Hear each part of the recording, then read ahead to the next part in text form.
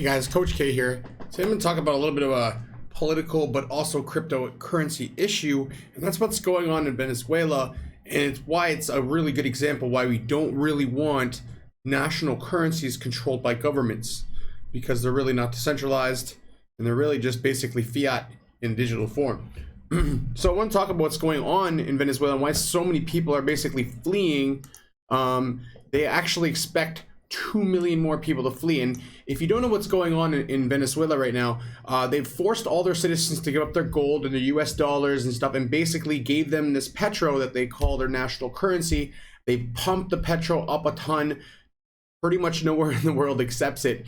And the people are basically using their fiat money to make like baskets and stuff for weaving, because the money is completely worthless. And we've talked about hyperinflation before, and this is what we're starting to see, and it's really sad, but also interesting to see a country kind of do this and fail, and kind of give us a reason why maybe national currencies can exist, but they can't control all of our all of our funds the way that they're doing in Venezuela. Because basically, if you only have the petro, how do you survive?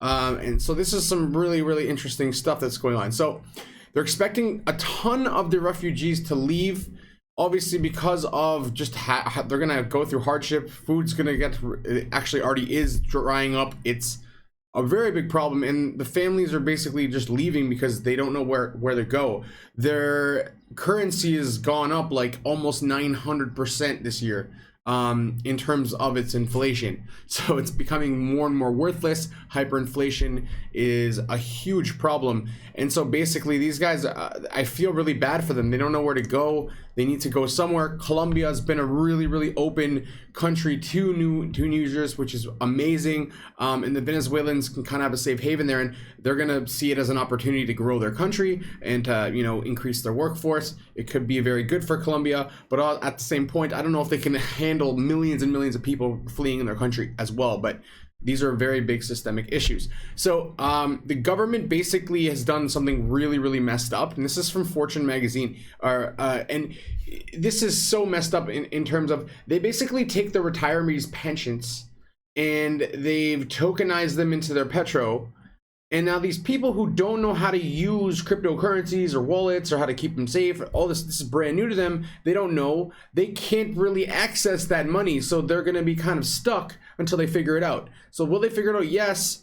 But is this the right thing that you take people's money and you turn it into petro? You do it without even asking them. They just did it, It's like your bank taking all of your money and putting it into something like, I don't know, a bottom 1000 coin that's a shit coin, and you have no choice, and that's all your money. What are you gonna do?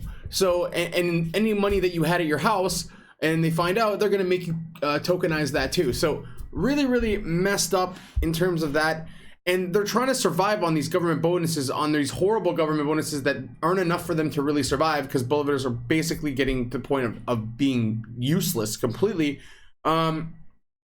And so it's really messed up, because what they've done is they've inflated their own currency, overinflated their own currency by selling Bitcoin and buying their own coins. And what's happened is on their normal market, according to their exchange, 10 of their bolivars equal $1. But in reality, it's 526 bolivars for $1. It's really a systemic big issue for them in that. And then Venezuela says they're going to sell oil for petrocurrency in 2019. They say they're going to do these things, right? But who are they going to do that with? And so are they going to do it with Russia? No, Russia said, hell no, we're not going to deal with you. Your petro is not happening. Okay, so they don't have Russia, which probably means they're not going to have China, and they don't have the Western world. So this is a very big problem. And this is why cryptocurrencies like Bitcoin, they could not take their Bitcoin. They could not take their Litecoin physically. They could have shipped that out of the country, or when they leave the country, they can get their actual cash. If this ever happened to you and all countries just had national currencies and there wasn't a Bitcoin, you wouldn't have a safe haven. And this is the whole idea of what Bitcoin was trying to, what Bitcoin and Satoshi were trying to do in the vision, is not let people control your funds completely. Banks screwed people over in 2008. Obviously, from before that, they made big mistakes, and a lot of people have very big conspiracy theories about that. But yeah, basically, this is something that we have to understand, and these are issues that cryptocurrencies solve. And if these people had taken most of their life savings and started buying Bitcoin last year, they definitely would have saved a lot of money and made a lot of profit. And even if they put their stuff in Bitcoin this year, guys, imagine how bad it is. If they took their money and put it in Bitcoin at the start of this year, it would be so much more higher value, even with all the drop, than their actual own currency. That's how much it's dropped. So that's something to take into consideration and perspective on, because it's really insane. And just some statistics. So the first week they opened, they inflated their own currency with 1,300 Bitcoins in a week. And as you can see, the chart started to boom, but it was artificial pumping of their own coin. And obviously people might then want to buy it and want to trade it up because it looks like a good investment. Thing is, who's going to buy it and with what currency?